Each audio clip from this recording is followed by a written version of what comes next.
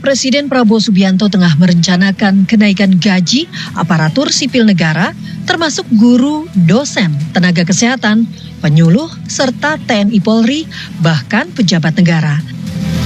Kenaikan gaji ini merupakan bagian dari pembaruan rencana kerja RKP tahun 2025 yang tertuang dalam Peraturan Presiden Nomor 79 Tahun 2025 yang berlaku sejak 30 Juni tahun ini. Akankah kenaikan gaji ini memicu kenaikan harga-harga? Lalu bagaimana dengan warga negara Indonesia lainnya yang bekerja di sektor swasta?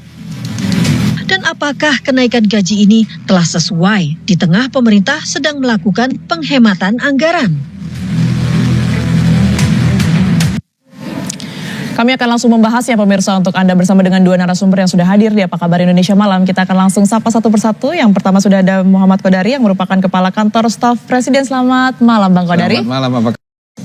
Pemerintah menyiapkan anggaran tunjangan hari raya alias THR senilai 55 triliun rupiah pada 2026 bagi para aparatur sipil negara atau ASN, termasuk PNS hingga TNI dan Polri pada awal Ramadan.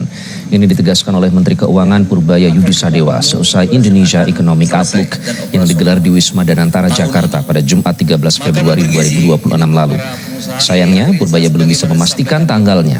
Ketika ditanya besarannya, Purbaya menuturkan jumlahnya tidak terlalu besar. Namun, dia mengaku lupa. Padahal di dalam paparannya di Indonesia Economic Outlook dicantumkan anggaran THR 2026 sebesar 55 triliun rupiah. Bila dibandingkan, anggaran THR untuk tahun ini meningkat dari 49,9 triliun rupiah pada tahun lalu. Pada 2025, THR yang diberikan pemerintah ditargetkan bagi 9,4 juta aparatur negara, termasuk aparatur sipil negara, pegawai pemerintah dengan perjanjian kerja atau P3K, hakim, prajurit TNI Polri, serta para pensiunan.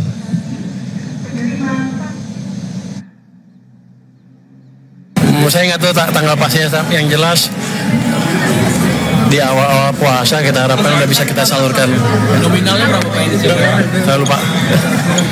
Cukup besar lah. Pemerintah menyiapkan anggaran tunjangan hari raya alias THR senilai 55 triliun rupiah pada 2026 bagi para aparatur sipil negara atau ASN, termasuk PNS hingga TNI dan Polri pada awal Ramadan.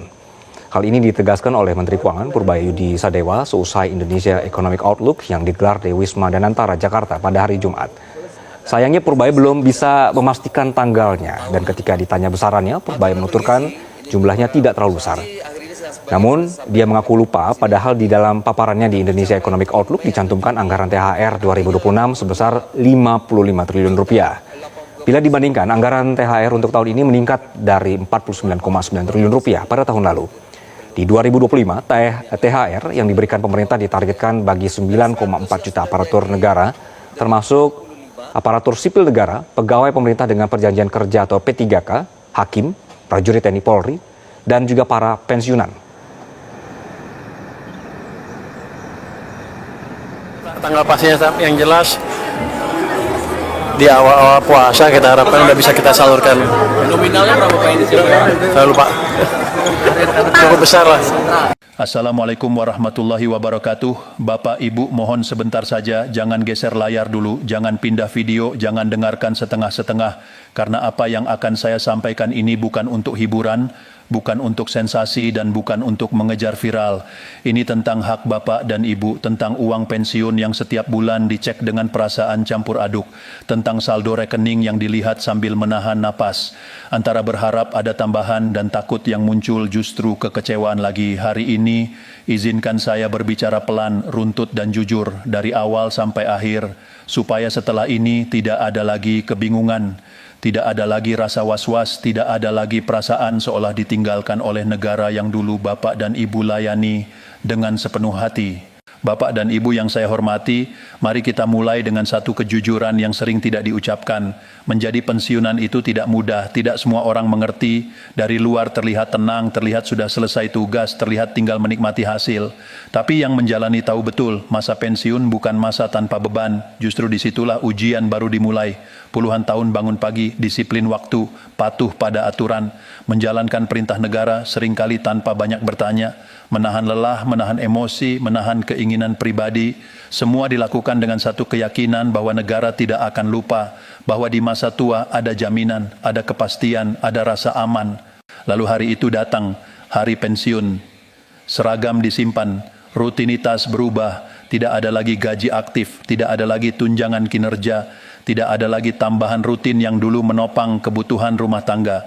Yang tersisa hanyalah pensiun, hak yang seharusnya menenangkan, tapi bagi sebagian orang justru menjadi sumber kecemasan. Setiap awal bulan, rekening dicek, kadang dengan senyum kecil, kadang dengan dahi berkerut, kadang dengan pertanyaan yang hanya disimpan sendiri.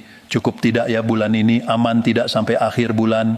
Bagaimana kalau ada yang sakit, bagaimana kalau harga naik lagi, lalu muncullah kabar, ada penyesuaian, ada kenaikan, ada rapel. Kata-kata itu menyebar cepat di grup WhatsApp, di obrolan warung, di komentar video. Ada yang langsung senang, ada yang ragu, ada yang takut berharap terlalu tinggi karena sudah sering kecewa. Sebagian mulai menghitung, kalau benar naik sekian persen berarti selisihnya segini. Kalau dirapel dari bulan ini sampai bulan itu berarti totalnya sekian. Angka-angka itu bukan sekadar hitungan, itu adalah harapan, itu adalah napas yang sedikit lebih lega. Itu adalah bayangan bisa melunasi tunggakan, bisa beli obat tanpa mengurangi belanja dapur, bisa sedikit membantu anak cucu tanpa mengorbankan kebutuhan sendiri. Tapi waktu berjalan, bulan berganti, dan sebagian bapak ibu masih menerima nominal yang sama, tidak ada perubahan, tidak ada tambahan, tidak ada rapel. Disitulah hati mulai bertanya, ini sebenarnya bagaimana? Apakah benar akan cair? Apakah sudah dibatalkan? Apakah hanya wacana? Apakah kita harus menunggu lagi? Disinilah saya minta Bapak dan Ibu benar-benar menyimak, karena banyak kebingungan lahir bukan karena informasinya tidak ada, tapi karena informasi yang beredar tidak utuh, tidak lengkap, dan sering dipelintir demi sensasi. Mari kita luruskan satu persatu, pelan-pelan. Pertama tentang rapel pensiun. Ini bukan gosip. Ini bukan isu, ini bukan rencana yang masih digodok, ini bukan sekadar janji manis. Negara sudah menetapkan kebijakan. Dana rapel sudah dialokasikan, sudah ada dasar hukum, sudah ada keputusan resmi, dan penyalurannya dilakukan melalui lembaga yang memang ditunjuk negara, yaitu PT Taspen dan PT Asabri, sesuai dengan kelompok penerimanya. Jadi kalau ada yang bilang rapel itu hanya isu, hanya rumor, hanya umpan supaya masyarakat tenang, itu tidak benar. Negara tidak bermain-main dengan hak pensiunan. Namun ada satu hal penting yang sering tidak dijelaskan secara jujur dan utuh sehingga memicu kesalahpahaman. Pencairan rapel tidak dilakukan serentak. Ini poin krusial dan mohon dengarkan baik-baik. Tidak serentak bukan berarti ditunda. Tidak serentak bukan berarti uangnya belum ada. Tidak serentak bukan berarti ada yang dianaktirikan. Tidak serentak karena ada proses administrasi dan verifikasi yang wajib dilakukan satu persatu. Kenapa harus satu persatu? Karena negara belajar dari pengalaman. Kesalahan transfer bisa berakibat panjang. Dana bisa masuk ke rekening yang tidak aktif. Bisa masuk ke pihak yang sudah tidak berhak. Bisa menimbulkan masalah hukum. Dan pada akhirnya yang dirugikan bukan hanya negara tapi juga pensiunan lain yang seharusnya menerima dengan lancar. Rapel ini bukan bantuan sosial, bukan hibah, bukan bonus. Rapel adalah hak yang tertunda. Selisih antara nominal lama dan nominal baru yang seharusnya sudah diterima sejak kebijakan berlaku. Karena itu, negara justru berhati-hati supaya hak ini benar-benar sampai ke tangan yang tepat. Bapak dan Ibu perlu memahami satu hal penting. Hak tidak bisa dipotong, hak tidak bisa dialihkan, hak tidak bisa ditahan tanpa alasan administrasi yang jelas. Dan negara secara tegas menyatakan rapel ini harus dibayarkan penuh sesuai perhitungan. Tidak boleh ada potongan liar, tidak boleh ada pihak yang mengambil kesempatan.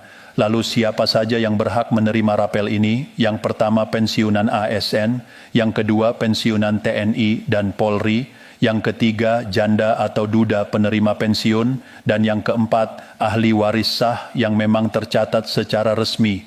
Semua kelompok ini masuk dalam skema yang sama, tidak perlu mendaftar ulang, tidak perlu datang ke kantor, membawa berkas tebal, tidak perlu bolak-balik bertanya dengan perasaan rendah diri. Selama data Bapak dan Ibu valid, dana akan masuk otomatis ke rekening yang sudah terdaftar.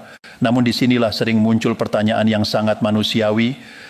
Kenapa punya saya belum? Kenapa tetangga sudah? Kenapa teman satu angkatan nominalnya berbeda? Apakah ada pilih kasih? Apakah ada permainan?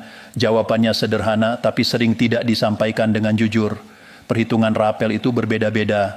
Dasarnya adalah gaji pokok terakhir, pangkat, golongan, masa kerja, serta tunjangan keluarga yang melekat pada periode tertunda. Jadi wajar kalau nominalnya tidak sama.